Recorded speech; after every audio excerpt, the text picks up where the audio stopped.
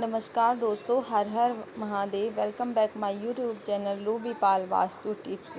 आज की इस वीडियो में हम 2 उपाय के बारे में बात करेंगे। यदि किसी को भी ये लगता है ना कि इस दुनिया में सबसे ज़्यादा दुखी हम हैं, तो ये वीडियो आपके लिए है। हर व्यक्ति किसी न किसी बात से परेशान ही है, चाहे वो किसी बीमारी की वजह से हो, चाहे किसी धन संपदा की कमी की वजह से हो, मतलब हर किसी को किसी न किसी प्रकार की समस्या ही है।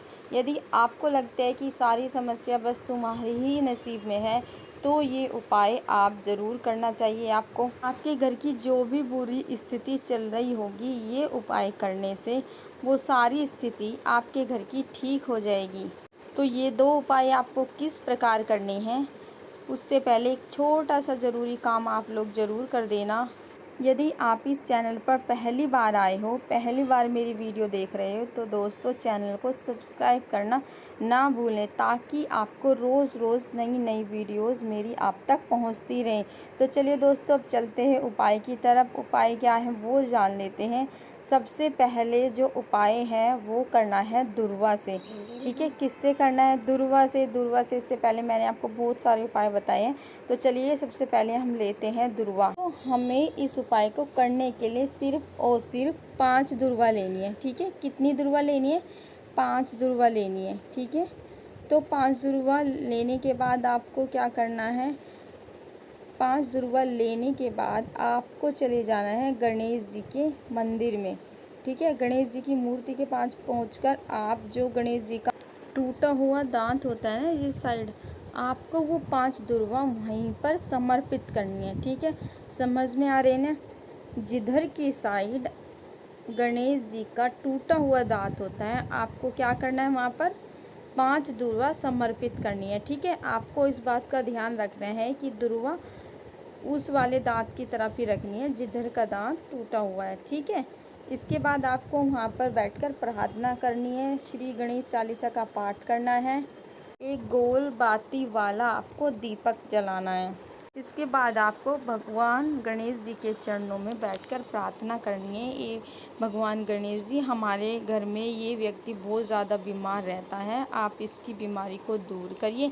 इस तरह से आपको अपनी इच्छा अनुसार भी भगवान गणेश जी के चरणों में प्रार्थना कर सकते हैं।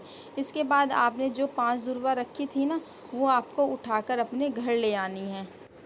इसके बाद जो भी आपके घर में व्यक्ति बीमार है ना, ये 5 दुर्वा रोज़ आपको उस व्यक्ति को एक दुर्वा डेली खिलानी है, वो भी खाली पेट। ठीक है, अब अगर आप ऐसे ही उस व्यक्ति को दुर्वा खिला सकते हैं तो ऐसे भी खिला सकते हैं, नहीं तो आप पानी में उबाल कर भी वो पानी आप उसको पिला सकते हैं। तो जैसे भी आपको ठीक लगे, जैसे वो ले सकता है, दुर्वा खा सकते हैं, आप उस व्यक्ति को ऐसे खिलानी है। तो इस तरह से आपको ये दुर्वा उसको 5 दिन तक खिलानी है। जैसे सुबह फ्रेश होके कुल्ला वगैरह करके आप उसको ये दुर्वा खिलानी है। ठीक है, तो दुर्वा खाली पेट ही खिलानी है, ना कि कुछ खाने के बाद। इस बात का आपको ध्यान रखनी है।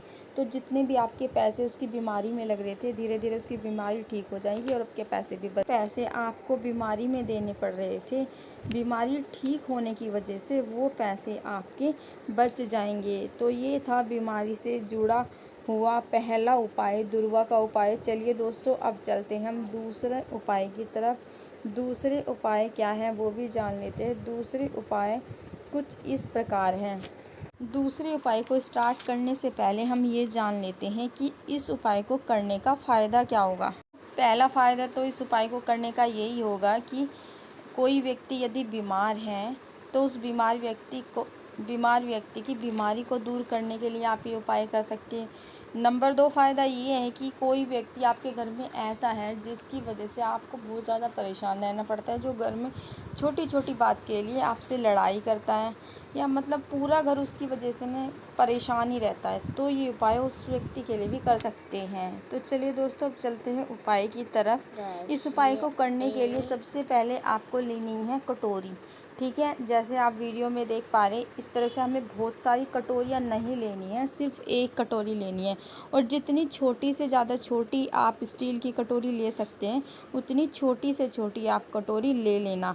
और आपको ध्यान रखना है इस बात का कि वो कटोरी बिल्कुल न्यू होनी चाहिए। ठीक है, कटोरी छोटी लेना, छोटी से छोटी लेना, लेकिन आपको ये बात याद रखनी है कि कटोरी नई होनी चाहिए। ठीक है दोस्तों, कटोरी छोटी सी कटोरी लेने के बाद आप क्या करेंगे, उसमें भर लेंगे हरा मूंग। इस तरह से जो मूंग होता है ना, हरा साबुत मूंग, मूंग की दाल भी बोलते हैं, लेकिन दाल क्या है, बीच में से टूटी होती है।